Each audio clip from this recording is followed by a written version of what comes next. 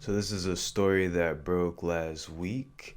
A federal judge has just ruled to invalidate new rules that the Trump administration imposed on the Obama-era program of DACA. Surprise, surprise. So the ruling comes from the federal judge on account of the Homeland Security Secretary being basically illegally appointed by the Trump administration. And I believe the secretary's name is Chad Wolf. Doesn't make too much, it's not too important. But basically, we know this pattern by Donald Trump. He has actively, for the past 4 years, worked to dismantle or limit many of the programs that Obama put into place. The Paris Accord, you can see that one.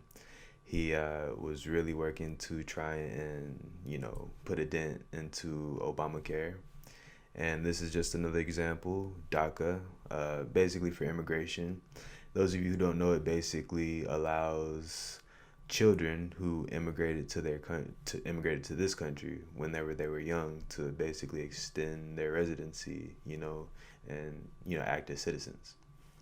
And this is so on brand for Donald Trump, and it is also very on brand given what we've seen from Giuliani, how comical this whole situation is. So he's appointed this Chad Wolf as Secretary of Homeland Security, the third biggest office in the Capitol Hill, and there's been about five Homeland Security secretaries in Trump's 4 years. The reason that it is an illegal appointment is because the president can appoint somebody to the position, but they would only be serving there in an acting role.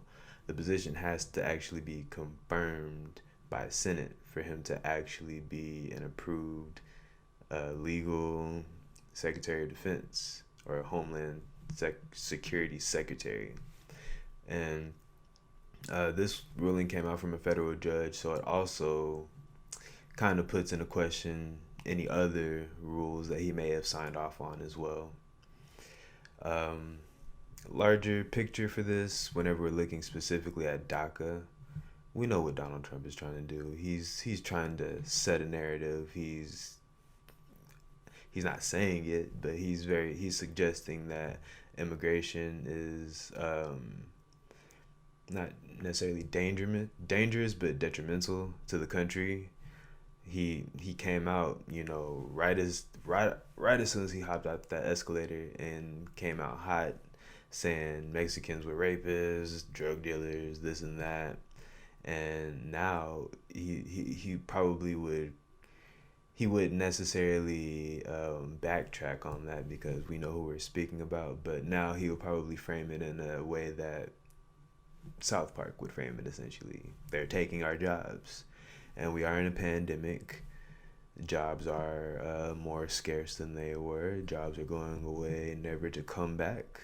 And there are people in this country illegally that have our jobs, is I assume the stance of a lot of these people.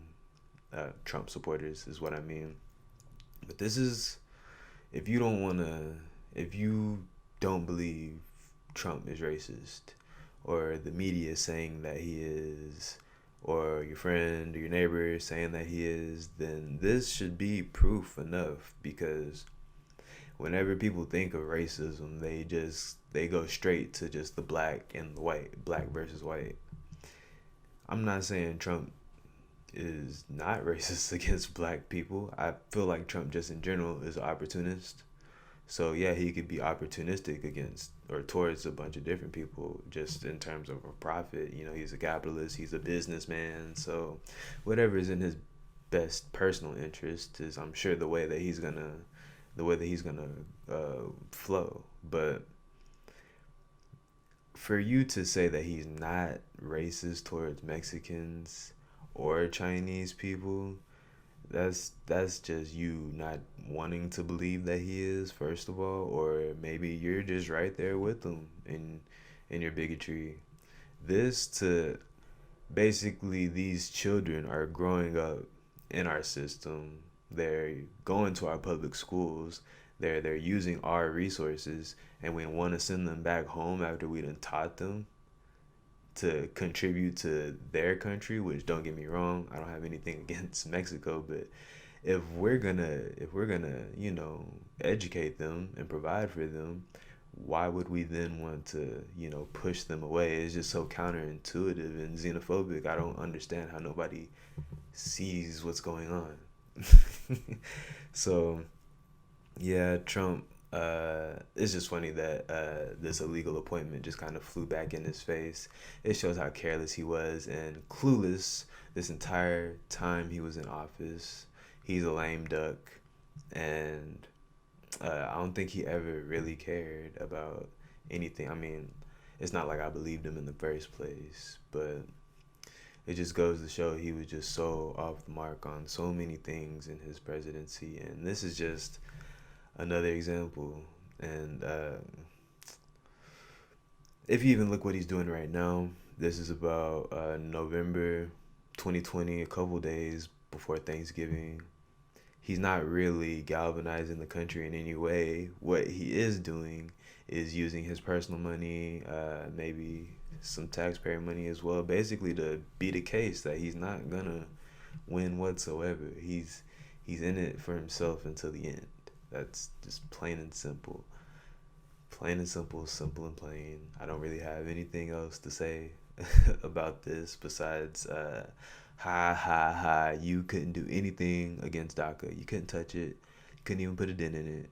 So go back to Mar-a-Lago and enjoy your days. As king of wherever you're gonna be at. Let me know what you think. Do you think it really matters that DACA was basically these rules were turned down by the federal judge? Do you think that they should have been? Because the government can come back in and appeal if they were so inclined. Do you think that these restrictions were warranted, even though they were illegally imposed? Do you think that maybe there was some basis behind it, or do you just think that he was just trying to undo everything Obama was doing? Yeah. Once again, let me know in the comments below, and I will see you in the next video.